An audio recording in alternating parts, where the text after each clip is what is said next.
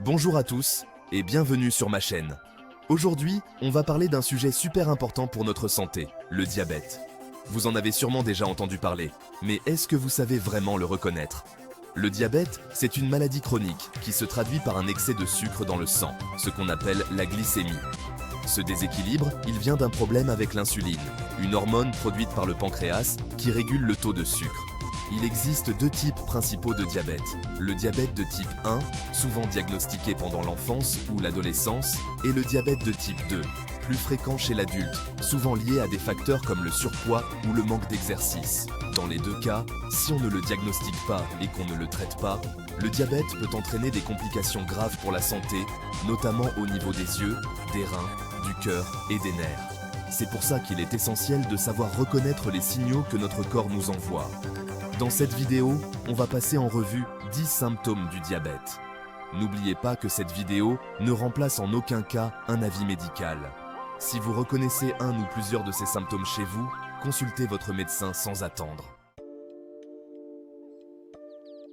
Un des premiers signes du diabète, souvent ignoré, c'est l'envie fréquente de faire pipi, surtout la nuit. On se lève plusieurs fois pour aller aux toilettes et on urine en grande quantité. En fait, l'excès de sucre dans le sang est évacué par les reins, ce qui augmente le volume des urines. Si vous remarquez ce symptôme, ne le prenez pas à la légère. Parlez-en à votre médecin. Le deuxième symptôme dont je voulais vous parler, c'est cette sensation de soif intense qui ne nous lâche pas. On a beau boire, on a toujours la bouche sèche, pâteuse. C'est comme si notre corps nous suppliait de l'hydrater. Ce phénomène, il est lié au fait que l'excès de sucre dans le sang attire l'eau des cellules, ce qui provoque une déshydratation. Si vous avez constamment une bouteille d'eau à la main sans jamais réussir à étancher votre soif, il est important de consulter. Vous avez remarqué une perte de poids soudaine, sans aucune raison? Vous n'avez pas changé vos habitudes alimentaires, vous ne faites pas plus de sport, et pourtant vous perdez du poids rapidement? Ça peut être un signe alarmant, surtout si cette perte de poids s'accompagne d'autres symptômes, comme une fatigue intense ou une soif excessive. Le corps, incapable d'utiliser le glucose comme carburant, va puiser dans ses réserves, ce qui entraîne une perte de poids. Quatrième chapitre. On passe maintenant à un symptôme plus inhabituel, une haleine qui sent le fruit, le sucre un peu comme l'acétone. Ce phénomène, aussi bizarre soit-il, peut être le signe d'une complication grave du diabète, l'acidocétose. Elle se produit lorsque le corps, en manque de sucre, se met à brûler les graisses pour produire de l'énergie, ce qui libère des déchets appelés corps cétoniques. Si vous remarquez ce symptôme, il faut consulter en urgence. Cinquième chapitre. Le diabète peut aussi s'attaquer à notre vision. On peut ressentir une fatigue oculaire, avoir la vue floue, voir des taches noires, comme des mouches volantes.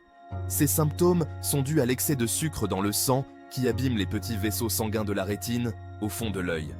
Il est important de consulter rapidement un ophtalmologue si vous remarquez ces signes, car un traitement précoce peut éviter une perte de vision irréversible. Chapitre 6. Vous vous sentez tout le temps fatigué, sans énergie, même après une bonne nuit de sommeil? Cette fatigue chronique, cette sensation d'épuisement permanent, ça peut être un symptôme du diabète. En effet, lorsque le taux de sucre dans le sang est trop élevé, le glucose, qui est le carburant de nos cellules, ne peut pas être utilisé correctement par l'organisme. Résultat, nos cellules manquent tant d'énergie, ce qui entraîne une fatigue intense. N'hésitez pas à consulter votre médecin si vous vous sentez constamment épuisé. Le diabète peut aussi se manifester par des démangeaisons au niveau des parties génitales, surtout chez les femmes.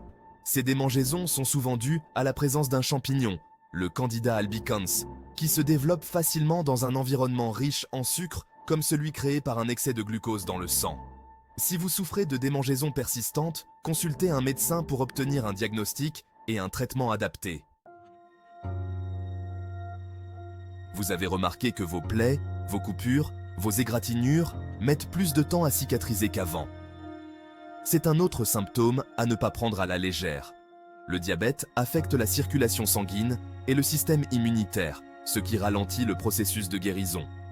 Une plaie qui tarde à cicatriser peut facilement s'infecter, ce qui peut entraîner des complications.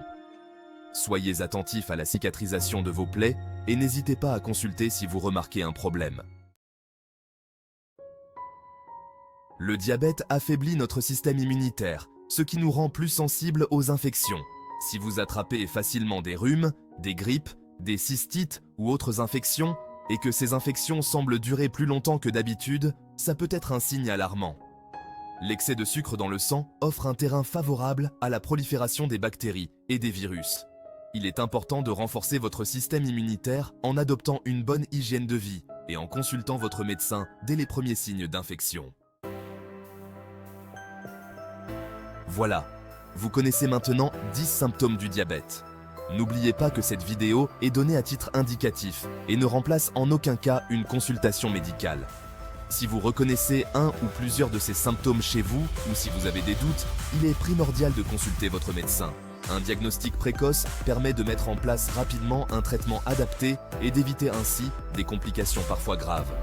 Le diabète est une maladie chronique qui nécessite un suivi médical régulier.